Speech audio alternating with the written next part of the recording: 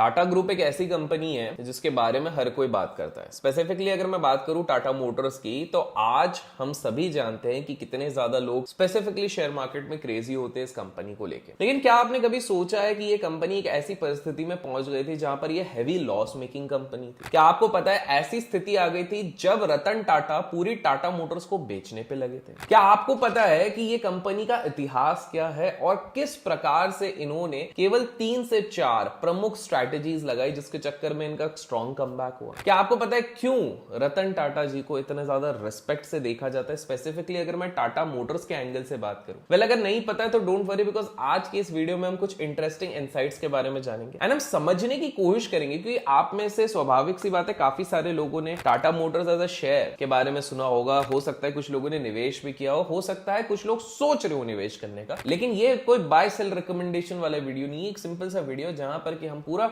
डिग down करेंगे on a analytical level कि भाई साहब आज ये टाटा मोटर्स कैसे बना। 1945 की बात थी, टेल्को नामक एक कंपनी को सेटअप किया जेआरडी टाटा जी ने, और उस समय पे ये इसका काम नहीं था कि भैया हम नॉर्मल गाड़ियां बनाए, केवल 2 काम थे, लोकोमोटिव्स और इंजीनियरिंग प्रोडक्ट्स बनाने। ये काम अच्छा खासा चल ही रहा था जब 1948 में मार्शल एंड सन्स के साथ पहली बार एक यूके बेस्ड कंपनी के साथ इस कंपनी ने, टेल्को ने कोलैबोरेट करा और भारत का पहला स्टीम रोड रोलर बनाया। फिर 1954 में कमर्शियल व्हीकल सेगमेंट्स में इन्होंने कूदने की कोशिश करी, जिसमें जर्मन कंपनी एक थी जिसका नाम था डालमेट बेंज। कमेंट्स में आप लोग बताइएगा आज इस कंपनी को क्या कहते हैं। तो उस कंपनी के साथ, इस जर्मन बेस्ड कंपनी के साथ इन्होंने कोलैबोरेट करा और उन्होंने बनाना शुरू किया कमर्शियल ट्रक्स। 1955 से लेके 76 तक इन लोगों ने सबसे बढ़िया काम किया, और ये सबसे बढ़िया काम क्या था? ये R&D, that is research and development में पूरी तरीके से अपना फोकस जमा के बैठे थे। बहुत सारे प्रोडक्ट्स बनाए, मल्टीपल प्रोडक्ट्स बनाए और साथ में एक्सपोर्ट ओरिएंटेड वर्क भी शुरू कर दिया। अब स्वाभाविक सी बात है जब कोई कंपनी बड़ी बन रही है और उसको अब एक्सपोर्ट में भी जाना है तो उसको बड़े प्लांट्स की जरूरत पड़ेगी। And as a matter of fact 1959 में जमशेदपुर में इन्होंने अपना पहला प्लांट सेटअप किया। 1961 में इन्होंने एक्सपोर्ट करना शुरू किया और उन्होंने अपना पहला ट्रक वहां पर एक्सपोर्ट किया, वो भी श्रीलंका में। 1966 में पुणे में R&D प्लांट सेटअप कर दिया और 1977 में इसी पुणे के प्लांट से इन्होंने पहला कमर्शियल हैवी व्हीकल लॉन्च किया था। एंड स्पेसिफिकली 1983 में इन्होंने जब ये लॉन्च करना शुरू किया, जब अपने मास स्केलिंग पे अपना पहला हैवी मैन्युफैक्चरिंग चीजों को स्केल करना शुरू किया, तब जाके ये सबकी नजर में है। तो आप लोग पहली चीज देख सकते हैं कि जर्नी तो 1945 से टेल्को की शुरुआत हो गई थी, बट वो जो लाइमलाइट मिलना चाहिए इनके पर्टिकुलर हैवी व्हीकल्स को, वो 1983 के आसपास आने लग गई थी। 1986 में भी इन्होंने लॉन्च किया, करीब करीब 407 लाइट कमर्शियल व्हीकल्स को लॉन्च किया और इस हिसाब से ये लोग कमर्शियल व्हीकल्स में थे। तो सबसे पहली चीज आपको ये चीज समझने की जरूरत है कि टाटा मोटर्स पहले से केवल पैसेंजर व्हीकल्स में नहीं था, ये कमर्शियल व्हीकल्स में बहुत ज्यादा था। सिलसिला कुछ इस तरह से बढ़ता रहा। बट आप लोग सोच रहे हो कि आज हम जब टाटा मोटर्स की बात करते हैं हम हेवी व्हीकल्स की बहुत कम बात करते हैं कि भैया डिफेंस की व्हीकल्स हो गई, ये सारे व्हीकल्स हो गए। हम लोग पैसेंजर व्हीकल्स की बात करते हैं और इसकी शुरुआत हुई 1991 से। 1991 में टाटा मोटर्स अपने पहले पैसेंजर व्हीकल्स के साथ आना शुरू किया। मतलब आप देख सकते हो टोटल 45 इयर्स लगे फ्रॉम 1945 से 1991 to bring their first passenger vehicle. और इसी बीच में इन्हें 10 लाख से भी ज्यादा कमर्शियल व्हीकल जैसे कि बस हो गए, ट्रक्स हो गए, मिलिट्री ट्रक्स हो गए, एटसेट्रा, ये सारी चीजें बेच दी थी। और इसी समय पे 1991 के पास में ही रतन टाटा जी को टाटा मोटर्स का चेयरमैन बनाया गया। आप लोगों को बता दूं कि रतन टाटा जी को आज जो सबसे ज्यादा रिस्पेक्ट मिलती है वो इसलिए मिलती है, it's not in the conducive total Tata group, but Tata Motors को वो जिस तरह से अपने एक अलग मकाम पे लेके चले गए उसके लिए उनको सबसे ज्यादा रिस्पेक्ट मिलती है। एंड नो डाउट उन्होंने बाकी सारे प्रोडक्ट्स में भी अच्छा खासा वर्क किया, बट टाटा मोटर्स की बात ही अलग थी। अब यहीं पर आते ही इन्होंने पहला पैसेंजर अपना व्हीकल लॉन्च किया। उसमें भैया इन्होंने बढ़िया अच्छा खासा काम किया, अच्छे डोर्स बनाए, अच्छी लुक दिया। इनके पास सबसे बड़ा फायदा ये होता था बिकॉज इनके पास टाटा स्टील रहती थी तो इनको स्टील काफी सस्ते में मिल जाता। 1993 में कमिंस के साथ इन्होंने एक जॉइंट वेंचर किया और धीरे धीरे 1994 में ये अपनी एक बढ़िया व्हीकल लेके आ गए टाटा सूमो। टाटा सूमो के बाद धीरे धीरे इन्होंने काफी अच्छी व्हीकल्स लाना शुरू करी। लेकिन फिर 1999 में कुछ ऐसा हुआ जिसके चक्कर में टाटा मोटर्स के नुकसान इतने ज्यादा होने लग गए थे टिल 1999 कि अब उन्होंने सोच लिया था कि अपने कार बिजनेस को बेच देंगे। रतन टाटा ने अपना माइंड बना लिया था कि अब कुछ भी हो जाए मैं अपने बिजनेस को बेचने वाला हूं। लेकिन ऐसा क्या हुआ दैट 1999 में इन्होंने अपना बिजनेस नहीं बेचा, वो तो मैं बिल्कुल बताता हूं। लेकिन उससे पहले, आगे बढ़ने से पहले मेरे को एक किस्सा जस्ट याद आया, तो I thought of sharing you. Because हम टाटा की बात कर रहे हैं, तो हाल फिलहाल में मेरे एक फ्रेंड आया हुआ था, सो वो मुझे टाटा नेक्सॉन में लेने आया था। और बात करते करते मेरे को पता लगा टाटा नेक्सॉन तो उनकी पहली गाड़ी आई नहीं, 20th गाड़ी है। मैंने बोला भैया ऐसा क्या करते हो कि भैया 20th गाड़ी आ गई? तो उन्होंने कहा कि यार मेरी पहली गाड़ी जब मैंने ली थी छोटी सी, उसको जूम कार पे चढ़ाया था, और तब से ये सिलसिला जारी हो गया कि भैया वो गाड़ी को लिस्ट करते हैं और उसी की अर्निंग से एक एक करके आज उन्होंने टाटा नेक्सन तक खरीद ली। और मुझे उन्होंने बताया जूम कार होस्ट ऐप के बारे में। जूम कार पे आप अपनी कोई सी भी कार लिस्ट कर सकते हो, होस्ट कर सकते हो और अर्न कर सकते हो विदाउट एनी इन्वेस्टमेंट। लेकिन जूम कार एग्जैक्टली है क्या? ये एक एप्लीकेशन है जिसपे आप एज अ होस्ट अपनी कार रेंट पे दे सकते हो और यहां पर मंथली अर्निंग आप कर सकते हो, जहां पर कि आपकी मंथली अर्निंग बेस कार के बेसिस पे डिफर होगी। फॉर एग्जांपल मारुति है तो अलग होगी, मर्सिडीज है तो अलग होगी। लोग इसे यूज भी बहुत ज्यादा करते हैं बिकॉज पिकअप करने के लिए, बिकॉज ये काफी कन्वीनियंट है एंड पॉकेट फ्रेंडली भी है। जूम कार से कितनी अर्निंग हो सकती है ये इजीली दिख जाती है आपके ऐप पर। और अगर आप पेमेंट की बात करो तो आपकी कार की पेमेंट 24 घंटे के अंदर आपको मिल जाती है। और ये भी नहीं कि भाई पूरे महीने के लिए गाड़ी देनी पड़ेगी, आप अपने हिसाब से, अपनी कन्वीनियंस के हिसाब से गाड़ी दे सकते हो। मान लो तुम्हें कहीं जाना है और उस दिन पे आपको गाड़ी नहीं देनी है तो मत दो भैया, उस दिन पे आप जूम कार पे आप ये वाली चीज मत करो। एक और बात मुझे बहुत पसंद आई जूम कार की, 100% कार प्रोटेक्शन देती है, ताकि आप और मेरे जैसे कार होस्ट टेंशन फ्री रहकर अपनी गाड़ी किसी को भी दे सकते हैं। बिकॉज जब भी जिस भी गेस्ट को जूम कार हमारी गाड़ी देता है वो सब KYC वेरीफाइड होते हैं एंड इसमें रजिस्टर करना बहुत आसान होता है, जिसके लिए कोई भी एक्सपीरियंस की जरूरत नहीं होती। इसलिए ये एक अच्छा इनकम सोर्स बन जाता है हमारे लिए। तो अगर आपके पास भी कोई एक्स्ट्रा कार है तो आप as a host car list करा सकते हो। और अगर आपके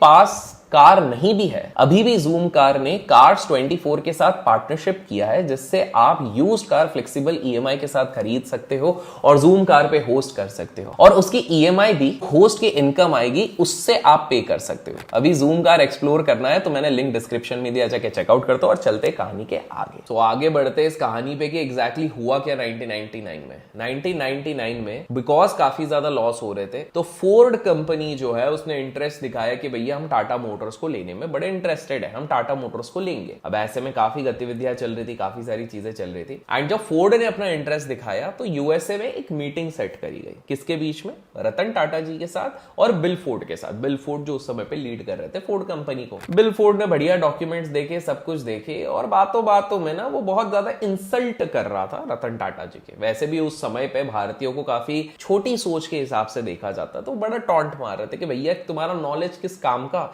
इतने सालों से तुम लोग इतनी गाड़ियां बना रहे हो, किस काम की है जब तुमको अपने कार बेचने वाला सेगमेंट हमको बेचने के ऊपर आना पड़ा। उन्होंने सीधा सीधा एक स्टेटमेंट बोला कि भैया तुम्हारी कंपनी हम खरीद के ना एहसान कर रहे हैं तुम पे। और यही बात धीरे धीरे जब रतन टाटा जी सुन रहे थे, वहीं के वहीं उन्होंने ये डील कैंसिल करी और तुरंत तौर पे वो वापस आ गए इंडिया। और उनकी ये चीज ईगो पे हर्ट हो गई कि भैया कुछ भी करने का, जयकांत शिकरे का ईगो नहीं हर्ट करने का, वो वाली बात हो गई। उन्होंने बोला भैया ऐसे कैसे ये लोग इतना ज्यादा कर सकते हैं। और इसीलिए नेक्स्ट ईयर ही उन्होंने इतना ज्यादा काम करना शुरू कर दिया और उन्होंने मन में प्रतिज्ञा ले ली कि कुछ भी हो जाए मैं टाटा मोटर्स के कार सेगमेंट को भी टॉप पे लेके आऊंगा। और इसलिए 2000 में टाटा सुमो लॉन्च करी, 2001 में टाटा इंडिका का सेकंड वर्जन ले आए। इससे पहले एक इंडिका लेके आए थे जिसपे कि पैसेंजर्स ने काफी ज्यादा खामियां देखी थी, जिसके चक्कर में ही लॉसेस हो रहे थे। बट इस बार उन्होंने उन सारी खामियों को नजरअंदाज नहीं किया, उसके ऊपर वर्क किया और उसके बाद एक बेटर मॉडल बनाया। और उसके बाद ये वर्जन 2 जो लाए, ये कहीं ना कहीं काफी ज्यादा पुराने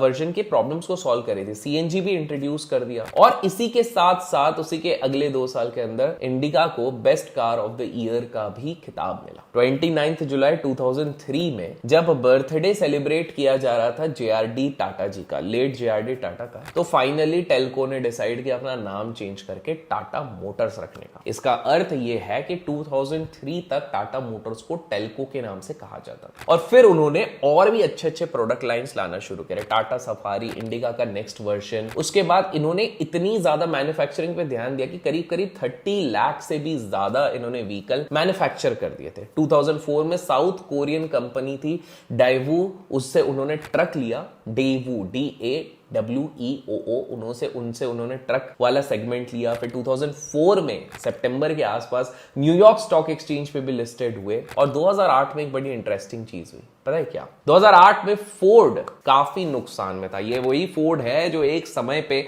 आज से ठीक 1999 में अच्छे खासे पोजीशन पे था और टाटा मोटर्स की खिल्लियां उड़ा रहा था। 2008 में जब वो लॉस में था, उसने बुखार लगाई, उसने हाथ जोड़ के बोला कि रतन टाटा जी कुछ तो कर दो। तो रतन टाटा जी ने $2.3 बिलियन में फोर्ड से जैगवार और लैंड रोवर खरीद ली। एक तरीके से साइलेंट रिवेंज था। ये बताने का मकसद सिंपल सा था कि भाई action speaks louder than words. फिर 2009 में उन्होंने अपनी एक ड्रीम प्रोजेक्ट पे वर्क करना शुरू किया और लॉन्च किया, जिसको वो अपने इंडिया के चीपेस्ट कार लेके आना चाहते थे, जिसका नाम था टाटा नैनो। ऐसी कार जो 1 लाख के अंदर अफोर्डेबल हो सकती थी, लेकिन कुछ मार्केटिंग फ्लॉज और सेफ्टी इश्यूज के कारण 2018 में इसको डिसकंटिन्यू किया गया और बहुत जल्द कंपनी ने डिसाइड किया कि इसको पूरी तरीके से बंद कर दिया जाए। अब दिमाग में आपके सवाल ये उठ रहा होगा कि भैया ये टाटा नैनो आखिर बंद क्यों हो गई? What was the main reason? सुना तो हमने बहुत हाइप था कि टाटा नैनो आ रही है, टाटा नैनो आ रही है। तो मैं अब आप लोगों को उसका रीजन बताता हूं, बट अभी तक वीडियो को लाइक नहीं किया तो लाइक जरूर कीजिएगा और कमेंट्स में ट्रेड लिखिएगा अगर आपको ट्रेडिंग रिलेटेड ज्यादा वीडियोस चाहिए, या आपको जिस भी रिलेटेड वीडियो चाहिए ना वो कमेंट्स में आप लिख दो। अगर आपको स्टोरी बेस्ड चाहिए तो स्टोरी लिख दो, ट्रेड बेस्ड चाहिए तो ट्रेड लिख दो, अगर आपको डॉक्यूमेंट्री बेस्ड चाहिए तो डॉक्यूमेंट्री लिख दो, जो भी है, या कुछ और भी चाहिए तो कमेंट्स में लिख देना, बिकॉज आपके कमेंट के बेसिस पे हम लोग आगे की वीडियोस लाते हैं। चलिए आगे बढ़ते हैं। अब ये सवाल उठता है आप लोगों के दिमाग में कि भैया ये टाटा नैनो आखिर फेल क्यों हो गई? इसका एक बहुत सिंपल सा रीजन है जो मैं आप लोगों को बताने वाला हूं। पहले तो ये समझते हैं कि ये टाटा नैनो एग्जैक्टली एग्जिस्टेंस में आई क्यों। तो रतन टाटा जी आराम से एक दिन ऑब्जर्व कर रहे थे और उन्होंने देखा कि यार भारत में ये टू व्हीलर कितना ज्यादा अनसेफ है। अनसेफ क्यों? बिकॉज एक व्यक्ति गाड़ी चला रहा है, टंकी पे एक बच्चा बैठा हुआ है, पीछे एक और बच्चा है, फिर वाइफ है और फिर एक और बच्चा है। मतलब एक नॉर्मल भारतीय इतना ज्यादा मिडिल क्लास इंसान इतना ज्यादा लोगों को बिठा के जा रहा है, तो कहीं ना कहीं बैलेंस बिगड़ गया, कहीं ना कहीं बहुत ज्यादा रिस्क है। तो ये देख के रतन टाटा जी काफी ज्यादा कॉशियस थे और काफी निराश थे और उन्होंने ये सोचा कि प्रॉफिट के लिए नहीं, लेकिन इस प्रॉब्लम को सॉल्व करने के लिए मैं एक ऐसी गाड़ी लेके आऊंगा जो एक मिडिल क्लास भी यहां पर अफोर्ड कर सकता है। तो पहला तो आपको एक रीजन समझ में आ गया कि क्यों टाटा ग्रुप टू व्हीलर्स में क्यों नहीं एंटर होता है, क्यों टाटा ग्रुप ज्यादातर अपना एक बड़ी गाड़ियों में ही रहने की कोशिश करता है। तो ये चीज तो क्लियर हो गई थी कि यार काफी ज्यादा रिस्की होता है। तो इन्होंने अपनी ड्राइंग्स बनाना शुरू करी, वर्किंग करना शुरू करी, and with in that period ये रियलाइज कि बनाते बनाते 3 टायर पे आ गए, 3 टायर करते करते एक ढांचा बन गया और ढांचा बनते बनते उन्होंने सोचा मैं कार ही क्यों ना निकाल दूं। And that is very came up with an idea कि भैया 1 लाख की एक गाड़ी बना देते हैं, टाटा नैनो। वहीं से नैनो का कंसेप्ट बना। अब टाटा नैनो का प्राइसिंग इन्होंने हर जगह पर मार्केट ऐसा किया, दुनिया की सबसे सस्ती कार, इंडिया की सबसे सस्ती car, affordable car, 1 lakh rupees में कार। ऑन रोड ये 1.2 लाख रुपीज पे इसका बेसिक मॉडल आ रहा था और जो प्रीमियम मॉडल था 2 लाख था। लेकिन अब इसके साथ प्रॉब्लम क्या हो गई समझने की कोशिश करते हैं। ऑब्वियसली बात है, जब आप इतनी सस्ती कार बनाने की कोशिश करोगे तो कॉस्ट कटिंग करते करते आपको फीचर कटिंग भी करना पड़ता है। तो बेसिक कार में एसी नहीं था, भले ही 4 सीटर था, कहीं ना कहीं हाइट काफी छोटी थी, तो काफी लोगों को थोड़ा अनकंफर्टेबल फील होता था। उसके साथ साथ मीडिया ने सबसे ज्यादा इस पे अचार डाल दिया। कैसे? मीडिया इसको हर जगह प्रमोट करने लगी, सबसे सस्ती कार, सबसे सस्ती कार, सबसे सस्ती car, and that is where psychology लोगों की हिलने लग गई। देखिए इमोशन मार्केटिंग टीम समझ नहीं पाई। रतन टाटा जी को लगा कि उस समय पे कार वाज अ नेसेसिटी, जो कि गलत था। Car was a luxury. Car necessity नहीं थी, कार लग्जरी थी। और इसी चक्कर में क्या हो गया, लोगों ने ये सोचना शुरू किया सस्ती कार, सस्ती कार, सस्ती कार। उन्होंने बोला बस कार लेंगे तो हम सस्ती क्यों लें, हम अच्छी लेंगे, थोड़े पैसे ज्यादा देंगे। बीच में कंपटीशन आ गया, Alto. Alto on road 3 lakh रुपए में मिल रहा था। लोग बोले कि यार अगर लोन लेना ही है हमको किसी गाड़ी के लिए तो थोड़ा 1 आध लाख और एक्स्ट्रा लेंगे और ऑल्टो लेंगे। और इस चक्कर में क्या हो रहा था कि कहीं ना कहीं टाटा नैनो की सेल्स डिमांड गिरते रहे और इसलिए 2018 में इसके अलावा काफी सारी चीजें हुई है, जैसे सिंगूर जो ईस्ट बंगाल की फैक्ट्री क्लोज करनी पड़ी, वर्कर्स का स्ट्राइक हो गया, उसके बाद इंजन ब्लास्ट हुए। ये सारी चीजें तो पेरिफेरल चीजें थी। मेन चीज थी कि प्रोडक्ट सही तरीके से लोगों के दिमाग में नहीं पहुंचा। बाय द वे अगर हमारे वीडियो सही तरीके से आपके दिमाग में पहुंच रहे तो बीच बीच में लाइक जरूर करते रहेगा, मोटिवेशन इससे मिलता है। तो ये रीजन था टाटा नैनो के फेलियर का। लेकिन अब सवाल ये उठता है कि भैया फिर इतनी सारी चीजें होने के बाद भी टाटा मोटर्स हमेशा बाउंस बैक कैसे कर लेता? तो उसके 3 प्रमुख रीजन रीजन मैं बताने वाला हूं स्पेसिफिकली फॉर द लर्नर्स जो अभी तक हमारे वीडियो में टिके हुए। सो मेन रीजन जिसके चक्कर में टाटा मोटर्स मार्केट में अपने आप को थर्ड लार्जेस्ट कार मेकर के साथ टिका के रखा है। पहले मारुति है, दूसरे Hyundai है। स्पेसिफिकली इंडिया की अगर मैं बात करूं, और साथ में हजारों करोड़ों के प्रॉफिट्स इसलिए कर पाते हैं बिकॉज इनके पास 2-3 चीजें। पहली चीज, टाटा मोटर्स ने अपने पुरानी मिस्टेक से काफी चीजें सीखी और उन्होंने एक चीज ये सीखी कि भैया डिजाइन इज सबसे ज्यादा इंपॉर्टेंट। क्योंकि जब भी बंदा कार खरीदता है तो इंटीरियर डिजाइन, एक्सटीरियर डिजाइन, ये सारी चीजें देखता है बिकॉज उसके लिए ये एक लग्जरी आइटम ज्यादातर बनता है। तो डिजाइन लैंग्वेज में उन्होंने शिफ्ट किया और इंपैक्ट डिजाइन नाम की चीज पे वर्क करना शुरू किया। इसी के साथ उन्होंने पहले टियागो लॉन्च किया था, फिर उसके बाद हैरियर जब लॉन्च किया था, तो ये कहीं ना कहीं उन्होंने डिसाइड किया कि अब अपन डिजाइन बनाएंगे ना तो वो थोड़ा ग्लोबल लेवल के हिसाब से बनाएंगे, लोकल लेवल के हिसाब से नहीं बनाएंगे। तो कहीं ना कहीं इस चीज का एक पकड़। तो पहली चीज उन्होंने डिजाइन पे बहुत वर्क किया। दूसरी, इन्होंने डिसाइड करा कि इनके पुराने चीज में मिस्टेक क्या होते थे कि देखो टेक्नोलॉजी और कार की दुनिया में क्या होता है, नए नए कार, नई नई टेक्नोलॉजी आती है तो लोग पुराने वाले के साथ इतना एडजस्ट नहीं कर पाते। तो इन्होंने ना पुराने मॉडल्स को डिसकंटिन्यू करना शुरू किया। 1994 में सुमो पुरानी वाली कर दी, 1998 में सफारी, 2008 में नैनो। इन्होंने एक चीज नोटिस करा कि एवरेज किसी भी कार का जो एज हो रहा है वो 7 साल तक आप लोगों के दिमाग में रह सकते हो, उसके साथ उसको बदलना पड़ता है। और इसीलिए वो स्पीड में नए नए लीडर्स लाने शुरू कर दिए। तो हैरियर का भी नया वर्जन लाते थे, नेक्सन का नया वर्जन, इस तरह से सफारी का। तो उन्होंने क्या किया, उन्होंने एक चीज रियलाइज करी कि एक तो कार परचेजर्स जो ओवर आफ्टर 2008 2009 हुए उनकी भी एज रिड्यूस हो गई। पहले 50 40 ईयर ओल्ड वाले लेते थे, अब तो 25-30 ईयर ओल्ड वाले भी लेने लग गए। तो यंगर लोगों के हिसाब से डिजाइन तो ज्यादा इंपॉर्टेंट है, प्लस पब्लिक परसेप्शन फ्रेश होना चाहिए, इसलिए उन्होंने इस चीज पे वर्क किया। एंड फाइनली उन्होंने अपनी सेफ्टी और टेक्नोलॉजी पे वर्क करना शुरू किया। उन्होंने सेफ्टी पे कॉम्प्रोमाइज नहीं किया। जैसे वॉल्वो को उसकी सेफ्टी के लिए माना जाता है, इनफैक्ट उन्होंने अपनी सेफ्टी को और बढ़ाने के लिए स्टील आउटसोर्स करना शुरू किया टाटा स्टील से। कॉम्पिटिटर्स कहते हैं उनको सस्ते में मिलता है, ठीक है वो जो भी है, लेकिन उन लोगों ने ये वाली चीज भी शुरू करी। इनफैक्ट आपने कुछ वीडियोस देखे होंगे पॉपुलरली सोशल मीडिया पे चलते हैं जहां पर कि बहुत बड़ा बोल्डर गिर रहा है या फिर बहुत बड़ा एक्सीडेंट होता है, उसमें टाटा की गाड़ी हमेशा बच जाती है, बाकी वालों में डैमेज होता है। तो लाइकवाइज उन्होंने अपने टेक्नोलॉजी पे भी वर्क करना किया, जैसे कि ईवी का कंसेप्ट आजकल बहुत चलता है, तो ईवी के इंटीग्रेशन शुरू कर दिए। जैसे उन्होंने टाटा पावर जो उनकी और एक सब्सिडरी कंपनी थी उनको कहा कि भैया तुम चार्जिंग स्टेशन बनाओ। टाटा केमिकल्स को बोला लिथियम बैटरी बनाना शुरू करो, और टाटा मोटर्स फोकस करने लग गया कार पे। तो एक तरीके से पूरा इंफ्रास्ट्रक्चर बनाना शुरू कर दिया। तो अपना निक्सॉन का जो ईवी आया था जिसने एस्टैब्लिश करते ही अपने 2 लाख मॉडल्स सेल आउट किए, कहीं ना कहीं कहा जाता है कि इसी ने ईवी का जो पूरा माहौल है इंडिया में सेटअप करने की कोशिश करी। तो ये वो रीजंस थे जिसके चक्कर में स्ट्रैटेजिकली टाटा मोटर्स अपने आप को अपने कंपटीशन से आगे रखने की कोशिश करता है।